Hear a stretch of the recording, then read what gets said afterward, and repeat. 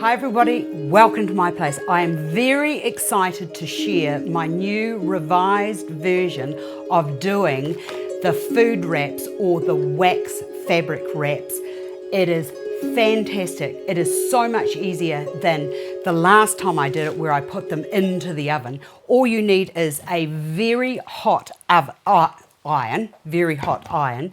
You need a really good surface to work on, and what I've done here is I've just got this board, I've covered it in lots and lots of newspaper, and then I've put some baking paper underneath it. Now there's several types there's two types of waxes that I like to use. The first one is the beeswax. Now when I went to buy these, I thought I was buying the little flakes, but unfortunately I only could get these little sort of like pellety things here. So what I did with those is I melted those down into a solid bar, like a cake of soap.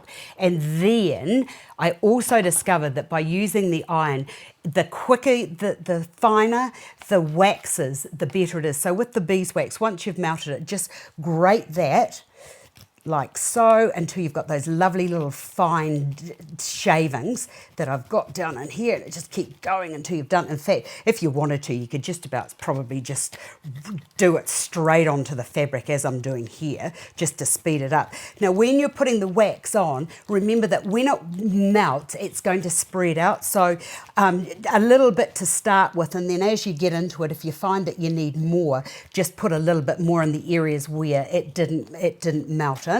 So there's a little bit, let's put that all over there. And remember that a little bit goes a long way. Oh, I do love it working with this. Okay, we'll just put that into there until that is all gone. Done. Right.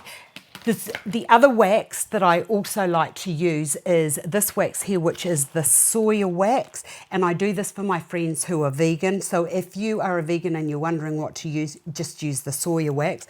Word of warning, I wouldn't use a candle, an everyday ordinary candle, because it's paraffin wax, and I don't know that that's going to be too good against your food, so just be thinking about that.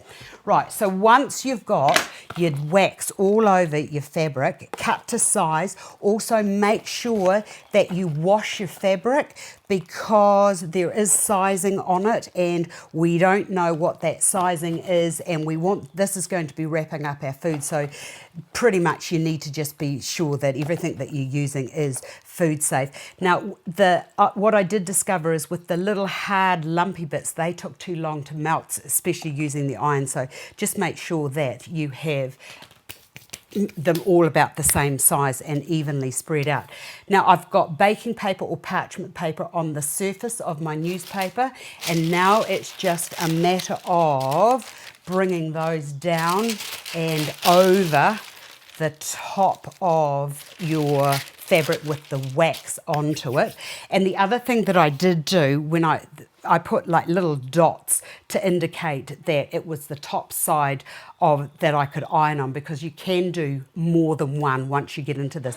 Now set your iron to linen or the highest that you can, and then it's just a matter of applying a little bit of pressure and the heat to the surface of the baking or parchment paper, and as the iron and the warmth or the heat of the iron hits the wax, what you will find will happen, and I'll gently just do this, is you'll see how it's sticking to, the paper there. See how it's done that? That means that it has stuck and adhered. And it also goes through the fibres of the fabric so that it is going to do two sides at once. So you don't have to worry about, having to do the back side of it, because it will just go through. And it's sort of like the same process as when you're doing batik. It just melts through so that the dye doesn't get through. And as I said, the other thing is to make sure that when you're doing this, that the wax isn't too thick and clunky. And also with the baking paper, it just means that the wax isn't going to go onto the surface of your iron. But if it does, don't worry about that. Just put your iron over several sheets of newsprint or newspaper until all of that wax comes off the face of your iron. So just keep going until it's nice, smooth, easy surface. And if you notice that some of the bits haven't, hold on, I'll just keep doing this for a minute. It doesn't take long at all with the iron. In fact, when I do these, my neighbour comes across and she helps me because we can usually knock off about 20 in a couple of hours in the morning when we do them. Okay, so once you've done that, starting here, make sure that, as I said, you know, if you put a mark on here, you'll know what's the top of the paper and what's the underneath side so that you can reuse it. Get that through there. Be very careful that, oops, I'll just put that there because I don't want that to go on top. And then that bit can go down to there. And then it's just a matter of lifting that off. Oh, this is where you need two people to help you because once you get to here, see, it did stick. It's just a matter of just holding that until the wax goes hard again so that you can then roll it and do whatever you want to do. And it takes just a few minutes for that to actually get hard and stiff again. Now, the other thing I've been asked is, what do you do when it gets all sort of like crinkly like this one has done? I've been using this for ages and ages and ages. So what I do is lay that down again. You can see how it does get a bit cracky after a while. You'll notice that.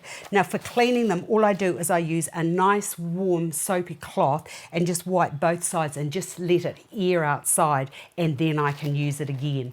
Okay, so the other thing that you can do is, if it gets all crinkly like that, is put that on top of that and then that on top of that. And this has actually still got the wax has gone through to that other side there. So you can reuse that, making sure that I have got it the right way. Yes, much easier if you mark it. And so it's just a matter of just running the iron over there, and it's very hot. So if there are any wee germy bits into there, it's all being heated out.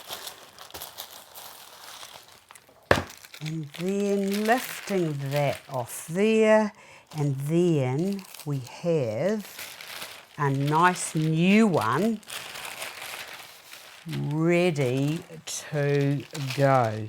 But you do, as I said, you've got to hold it up until it dries. Look at that. I just love these. This is so much better than using that plastic stuff. And this is what my nan used to do. I never ever paid any attention when she was doing it, but it's a really good way of covering your food. Now, I'll just put that there. Now, let me just show you with this one here. This is the one that I used that I made with the Sawyer Wax on top of it. So just putting that down there like so, and then you can see that it's all sort of like started to wear off. I like the beeswax better because it does stay. It's much firmer, so it's just a matter of just putting, and I better just put some new paper on there.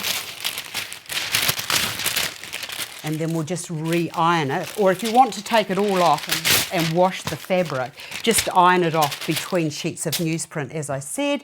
And then finally the iron's at a really good temperature now.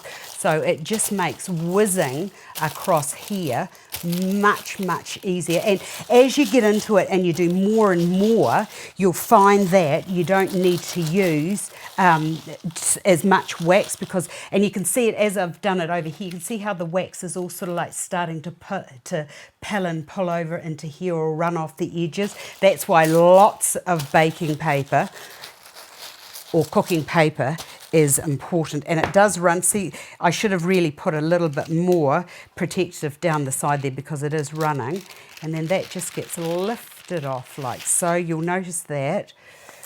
Look how much easier that was to just redo. And then that's just, look at that, that's come up beautifully. It's come up like almost like brand new. Oops, we want that to dry flat. So look at that, see, it's just gone much, and that, as soon as that dries, that'll be ready to go. So because I'm making such a mess here, I might as well just keep going.